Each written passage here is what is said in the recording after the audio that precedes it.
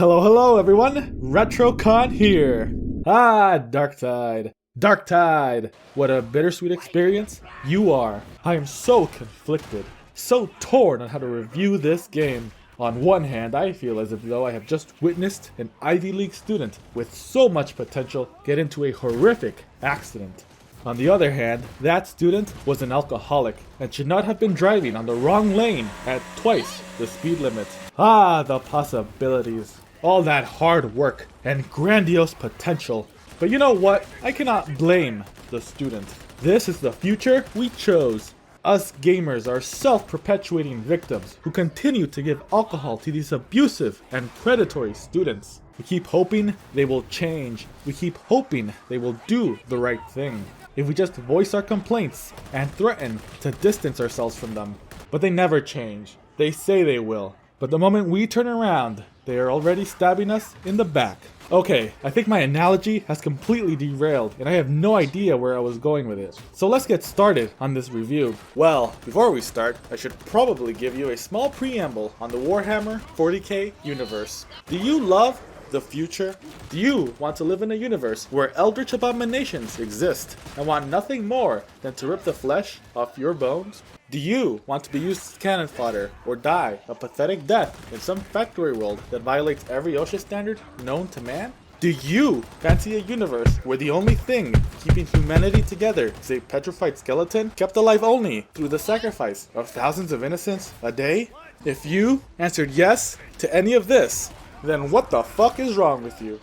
Look, you do not want to live in this universe, alright? In this alternate reality, the race riots began, and they never ended. Mankind finds itself in perpetual wars of attrition against various insipid forces. Millions of men and women perish in these wars every single second. Hive cities where this game takes place are megacities that make even our largest cities look like a speck of dust in comparison. They are sprawling metropolises that extend up into the atmosphere, where those at the very bottom, where even light cannot reach, are living in abject poverty and working in absolutely deplorable conditions. The kind of conditions where living past your 30s is considered a miracle. In this universe, a pantheon of chaos gods exist. They exist only to use us as playthings and are generally all around dicks. They are not good people. You have got 4 primary gods, embodying the manifestations of wrath, disease, change, and excess. Now, I could spend hours going over who these are and the backstory of the Warhammer universe, but I simply do not have the time. All you really need to know is that Daddy Nurgle, the god of disease, has decided to spread his love across your tiny sector of the Hive City, that your merry band of psychopaths and rejects must quell. Darktide was released to Steam November 30, 2022, and developed by Fat Shark. You know, the same team that created Vermintide 2, which was an all-around great game, and other titles which were okay. Darktide could best be described as a co-op, player versus everything, beat-em-up shooter. I prefer to describe it as a genocide simulator. Compared to the previous titles, this time there's a much larger emphasis on guns and ranged weapons, since it takes place in, well, you know, the 40th Millennium.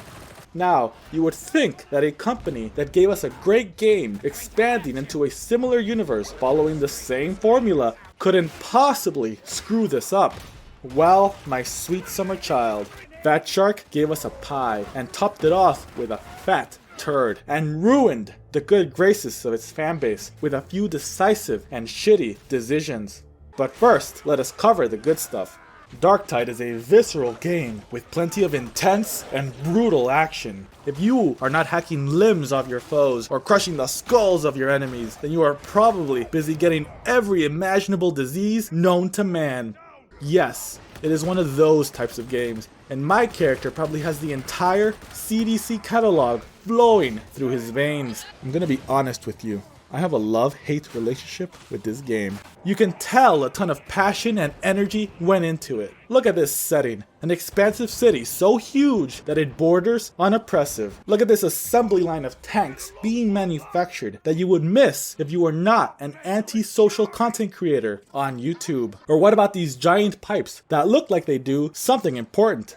You have a wide variety of settings here, from fantastical religious sectors dedicated to the God Emperor of humanity, to domineering factories assembling equipment for the war effort. You also have dilapidated dwellings, infested sewers, and just about every other structure you would expect from a nightmarish hellhole. This sort of depressive setting is not a place I would want to live in, and trust me, I know a thing or two about living in horrid conditions. This world feels lived in, it feels perilous, and it feels like it's dying. Enemies vary from measly peons you can dominate to powerful monstrosities that will dominate you. You have got heavily armored masochists who can suffer extensive head trauma to minimalists wearing nothing but the essentials. Between you and me, I love shooting at people. In video games, of course, you have got a variety of brutal and savage weapons from the 40k universe that you can use to pulverize your enemies. You can hack, slash, dice, disintegrate, burn, fracture, burst, electrocute, and annihilate them. Hell, there's probably a few verbs I missed there, and you can probably do those too. Point is, you can live out your wildest fantasies in this game, if you've got the imagination. All the weapons have heft to them, and the handling just works. Do you hear that? That is the sound of my enemies dying, and it is an important part of the gaming experience. Each special enemy has a unique sound indicating its presence. For example, you will know when a burster is about to explode all over your face, or when a trapper will tie you up for whatever BDSM roleplay they have in mind. You might also hear the insane ramblings of a demon host. Word of advice? Do not piss it off if you value your limbs. The weapons which I use to beat my enemies to death also sound great. From the moment I pull the trigger or swing my sword to the moment that munition or blade contacts the enemy, it is all fantastic. Our protagonists, which consist of delinquents, psychopaths, and the mentally challenged, have good banter amongst themselves that reveal much about the universe. They also provide cues about where to go and explain some of the details in the environment around them. The background music, on the other hand, is okay. It has its moments, but it's overall forgettable. Look, this game has a bunch of pros, but it also has some very real and very shitty cons. You start off on the Morning Star, a Firestorm frigate. How do I know it's a Firestorm frigate? Well, through careful examination, I was able to distinguish it among the other various, similarly shaped, phallic objects of the Imperial Navy. This place acts as the central hub of the game, where you can go on missions, purchase gear, and upgrade weapons. Unfortunately, this is where you will also encounter the vast majority of the shit in this game. Let me explain. First and foremost, you have the loading times. Look, I'm a wagey, and after grinding my days away at work, I do not exactly want to spend my last few moments of the day staring at a loading screen. Next, you have the Mission Select screen. Here, you can select from about a dozen predetermined maps with their own respective difficulties, special missions, and modifiers. The problem with this setup is that you are stuck playing random maps at random difficulties until they refresh on some arbitrary timer. Other games do this, sure, but Fight Shark, at least let me choose the difficulty of a particular map. The difficulties tend to alter gameplay quite significantly. Sedition, easy. Uprising, a cakewalk. Malice, manageable, if you know what you're doing. Heresy, you better be a well-coordinated and well-equipped team, or you are not going to have a good time. Damnation, hope you brought some Prozac and Zoloft. But wait, if that was not bad enough, there's more. Some maps have additional difficulty modifiers that further alters the gameplay. You have got high intensity engagement zones, for example, that throws absolutely everything at you. This mode was specifically designed to appease the most masochistic among us. You also have additional secondary objectives that can be randomly slapped on to any of the maps. These are simply about collecting grimoires and scriptures for an additional reward, if you make it out with them. Ultimately, you are hamstringed into playing random maps at a random difficulty with random modifiers and objectives. And that's a good thing. The next area you have in the hub is the armory. Here, you can buy weapons and relics. Items sold here unlock as you progress. The little number indicates its rating, and this rating scales in relation to your level. At least you can buy whatever you want, right? Right? You cannot just buy whatever you want, my silly consumer. You will instead be given a selection of curated, i.e. random items to choose from. And if you do not see what you like, then eat shit and wait like a good boy until the store's inventory refreshes. The next item in the hub is the contract hub. And by now, we should all be aware of this garbage trend of randomization and time gates. Here you are given a random selection of contracts that expire on a weekly basis. You want to know what's funny about this? What's really funny? These random contracts might require you to complete certain maps with certain modifiers. It's almost like all this time-gated nonsense was added to keep you playing this game as long as possible. And this decision was made at some point later in development.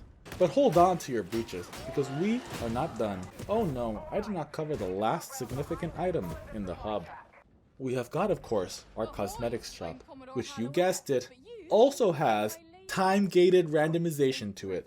Only certain skins can be bought at any given time. When these skins are randomized is anyone's guess, because the game does not tell us. Oh boy, I wonder what could have compelled this decision. Just good old business analysts figuring out every way they can penetrate deep into our tight, fat wallets. And of course you can't buy these items through gameplay. You have to use real money to buy an otherwise unobtainable currency called Aquila. These cosmetics also follow the same bullshit pricing scheme found in just about every other predatory market that exists in video games. Look, I understand money's important. We are all in the business of making money in one form or another. But taking advantage of people through gamification and fostering addictions is simply not the right way to go about things. So let's talk about the rest of the game now. You have got 4 classes to choose from. You've got your partially psychotic yet brutally efficient sharpshooter. They focus primarily at shooting things and lobbing grenades. Next is the unstable and completely deranged psyker, and we might all just be figments in his dream. They're exactly what you would think wizards of the future would be like. Psykers can use a variety of magical weapons and have the ability to burst the heads of their opponents, which is generally a pretty fatal experience. The downside, however, is that they have to manage their peril, a resource which increases when they use magic. If peril reaches a critical stage, they will gain full-blown schizophrenia and die. The next character is the utterly devout Zealot, who is sustained only through his sheer devotion to the Emperor. The Zealot excels in melee combat and near-death experiences. They are extremely kinky and very racist. Then you have got your gentle and loving Ogren. He's a little slow, but we don't really talk about it. He is the heavy weapon specialist and tank of the group, who is focused on mowing down waves of enemies. He does not really know how to use his grenades, but he gets the job done, so Assemble a team of 4 completely unhinged operators and traverse through twisted mazes of metal and steel to save your dystopic city from the forces of evil. Each map follows a basic formula, which is as follows. Start off in a safe zone. Walk around for a bit before encountering your first enemies and fighting down hallways and corridors. Reach the first checkpoint, where you typically just wait for something to happen as hordes of enemies attack you. Go down some more hallways and corridors. Reach the second checkpoint, where you might wait for more things to happen, or you might fight a boss.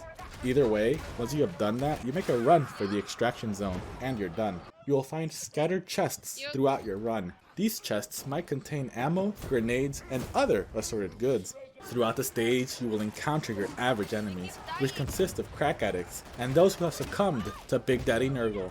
They generally assault you from every conceivable angle you can imagine, and serve as a hindrance. You will also encounter special enemies, whose primary purpose is to force the team to react to them. You've got your area denial bombers, your pyromaniacs, your mutant bulldozers, and all kinds of assorted baddies. Lastly, you have monstrosities. If you've got a vor fetish, then you're gonna like this one. Anyways, these are mini bosses that can take quite a good beating. They tend to come solo though, so they aren't usually a threat and are more of a waste of time. The multiplayer experience is somewhere between good and bad. What I mean is that sometimes the latency is absolute garbage tier, and sometimes the latency is excellent. Sometimes you get teamed up with toddlers who are playing their first ever game, and sometimes you get a team of hardcore gamers who dominate the stage. Sometimes you run into the perfect combination of enemies that immediately eviscerate your team, and other times you just glide to the finish line. You've also got some bugs here and there, but I've never seen anything so atrocious as to break the game. Now, I've heard that there are some pretty bad bugs out there, but in my 100 hours of gameplay, I haven't seen any. Mostly just enemies clipping through walls, and snipers shooting through some materials. This is not a bad thing per se. These were not issues that detracted heavily from the game, but were just things worth noting. They might or might not be resolved over time, as the player base matures, and whether Fat Shark abandons this game or not. There's something here that shows this game has great potential to age like a fine wine. Or maybe it will just rot and decompose. Only time will tell. As for the story, well, it's garbage. Which is fine, playing video games for stories, couldn't be me. This game is more about the experience of committing genocide with a group of friends and having a good time. The story involves you being sentenced to jail for what is probably a minor infraction. We never find out. A sudden insurrection frees you from the prison, and you become a mercenary. Eventually, there is suspicion of a traitor on board your ship, and you are among the ones thought to be a traitor. Big shocker, it turns out you are not a traitor, and the real traitor is executed. The end. Impactful stuff, I know. In conclusion, this game has a deluge of good, bad, and ugly elements. It is an okay experience, but in its current state, it just does not have longevity. You can only run these maps so many times before you've seen it all, and most people I know can only bring themselves to max out a single character before calling it quits. The entire debacle with the exclusive currency was a huge disappointment, and all the randomization makes the game needlessly tedious. The characters do not exactly bring entirely new ways to play the game either. The game changes only slightly between the classes. On the other hand, the visual and audio execution of this game were top notch. Everything in this game looks and sounds amazing. There's a solid foundation here, and there's great potential left to extract from this game. Only time will tell if this game survives or not.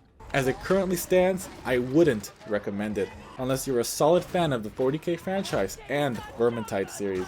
A rushed release and corporate greed really soured the experience. Overall, I give this game a random number over a time gate of indeterminate length.